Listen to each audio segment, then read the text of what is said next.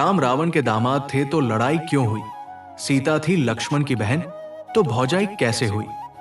जय श्री राम मित्रों, स्वागत है आप सभी दर्शकों का फिर से हमारे YouTube चैनल हिंदी कहानी में। मित्रों, आज की वीडियो में लेकर के आए हैं एक रामायण की अद्भुत पहेली। ये पहेली जो है रामायण से संबंधित है। पहेली इस प्रकार है कि राम रावण के दामाद थे तो लड़ाई क्यों हुई, और सीता लक्ष्मण की बहन थी तो भौजाई कैसे हुई? मित्रों, अब समझने वाली बात है कि राम रावण के दामाद थे तो लड़ाई क्यों हुई। पहले तो आप ये जानेंगे कि राम रावण के दामाद कैसे थे, और यदि दामाद थे तो ससुर और दामाद में लड़ाई नहीं होनी चाहिए। फिर वो लड़ाई क्यों हुई, क्या कारण था कि राम और रावण में युद्ध हुआ। दूसरी बात, सीता थी लक्ष्मण की बहन तो भौजाई कैसे हुई। अब जो सीता थी वो लक्ष्मण की भाभी ही थी या भौजाई थी? फिर यहां पर बहन की बात कैसे आ गई?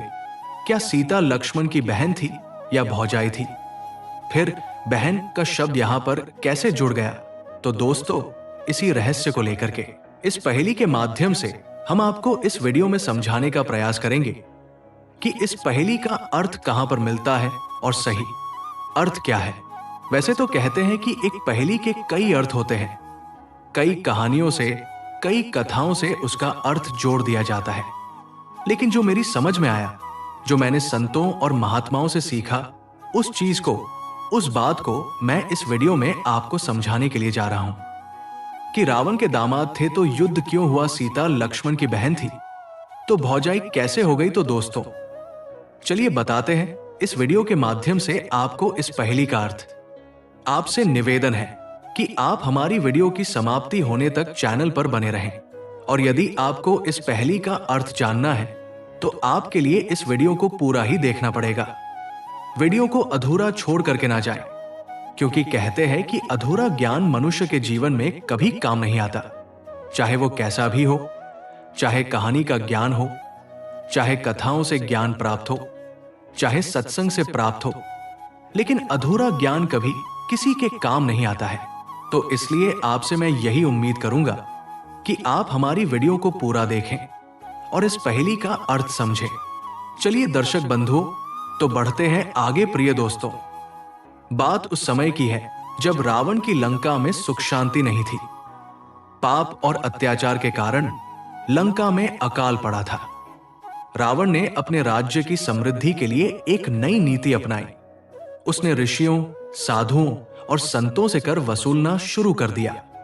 अब भला जिनके पास एक लंगोटी और कमंडल के सिवा कुछ न हो, वो संत भला कर कैसे दे। रावण ने जब देखा कि धन नहीं मिल रहा तो उसने करके बदले संतों का रक्त निकालवाना शुरू कर दिया। वो कहता था, यदि धन नहीं तो देह का मूल्य चुकाओ। उसी काल में एक संत थे। वो तपस्या में लीन रहते और माता लक्ष्मी को अतिथि रूप में बुलाने का प्रयास कर रहे थे। हर दिन एक घड़े में दूध भरते और यज्ञ वेदी पर चढ़ाते। वो दूध माता को अर्पित करते कि एक दिन वे साक्षात पधारे। एक दिन वही संत अपनी कुटिया से बाहर गए हुए थे। रावण उसी दिन उधर आ निकला। उसे जब पता चला कि कोई संत यज्ञ कर रहा है तो वो उनकी कुटिया तक पहुंचा। झांक कर देखा, एक मिट्टी का घड़ा रखा है जिसमें दूध है। उसे लगा ये कोई चमत्कारी पात्र है। उसे याद आया कि उसे तो अमरता चाहिए, शक्ति चाहिए। उसने सोचा, क्यों न मैं इस दूध में वही रक्त मिला दूं जो संतों से निकाला है, शायद यही मेरे लिए सिद्धि बन जाए। रावण ने संतों से जो रक्त निकलवाया था वो उसी घड़े में भर दिया और घड़े को ले जाकर मंदोदरी के पास रख दिया। उसने कहा, हे भद्रे, इस घड़े को मत खोलना, ये एक विलक्षण पदार्थ है, बस कहीं सुरक्षित रख दो। मंदोदरी ने पूछा, प्राणनाथ, इसमें ऐसा क्या है? रावण ने कहा, इसे जानने की आवश्यकता नहीं, बस ध्यान रखना कि किसी के हाथ न लगे। मंदोदरी ने वो घड़ा एक कोने में छिपा दिया, लेकिन उसके मन में शंका थी। रोज रोज रावण का वन विहार के बहाने बाहर जाना और अप्सराओं के साथ समय बिताना उसे पीड़ा देता था। एक दिन जब रावण वापस नहीं आया और मंदोदरी के धैर्य की सीमा टूट गई तो उसने सोचा, अब मैं इस अपवित्र जीवन से मुक्ति लूंगी। जो मेरे स्वामी का गुप्त पदार्थ है उसे विष मानकर पी लूंगी और इस जीवन को समाप्त कर दूंगी। उसने घड़ा खोला और उसमें से थोड़ा सा पी लिया, लेकिन न मरी न कुछ हुआ, बल्कि उसके गर्भ में एक शक्ति प्रवेश कर गई। उसे कुछ समय बाद एहसास हुआ कि वो गर्भवती हो गई है। मंदोदरी का दुख बढ़ गया। उसने किसी से कुछ नहीं कहा, परंतु मन ही मन संतप्त रहने लगी। समय बीता और अंततः उसने एक कन्या को जन्म दिया। उसे पता था कि ये कन्या सामान्य नहीं, ये उस पाप और तप का फल है। अब दोस्तों, वो कन्या जन्मते ही रहस्यमयी घटनाओं के बीच में आ गई। किसी को पता न चले इसलिए मंदोदरी ने एक नौकरानी को बुलाया और कहा, इस कन्या को कहीं दूर छोड़ आओ जहां कोई इसका नाम भी न ले। नौकरानी उस बालिका को लेकर मिथिला की ओर चल पड़ी, जहां वह एक हल जोतते हुए राजा जनक के पास आ पहुंची। वही भूमि में हल लगाते समय राजा जनक को वो कन्या घड़े में मिलती है। जनक समझते हैं ये तो माता पृथ्वी की देन है, इसे मैं अपनी पुत्री मानूंगा। इस तरह उसका नाम रखा गया सीता। अब मित्रों सोचिए, सीता जी रावण के रक्त से, संत के दूध से उत्पन्न हुई थी। इस तरह देखा जाए तो राम जो जनक के दामाद बने, वो अप्रत्यक्ष रूप से रावण के रक्त से जन्मी कन्या के पति हुए।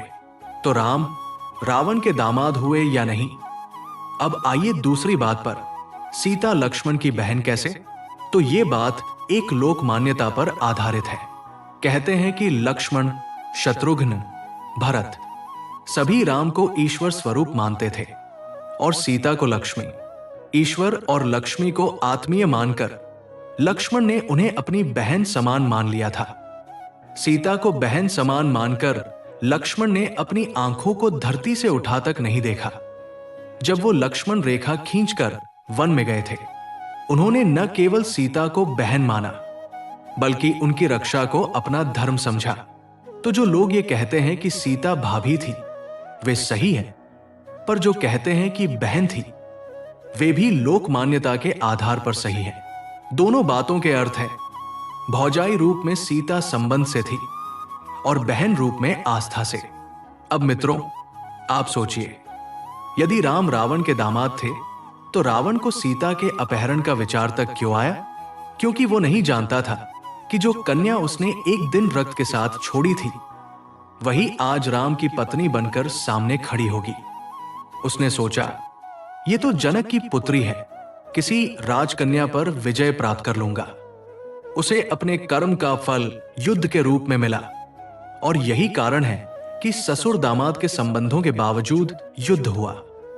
मित्रों, इसी रहस्य के साथ समाप्त होती है आज की कथा। आपको यह रहस्यमयी कथा कैसी लगी? कमेंट करके जरूर बताइए। जय श्री राम।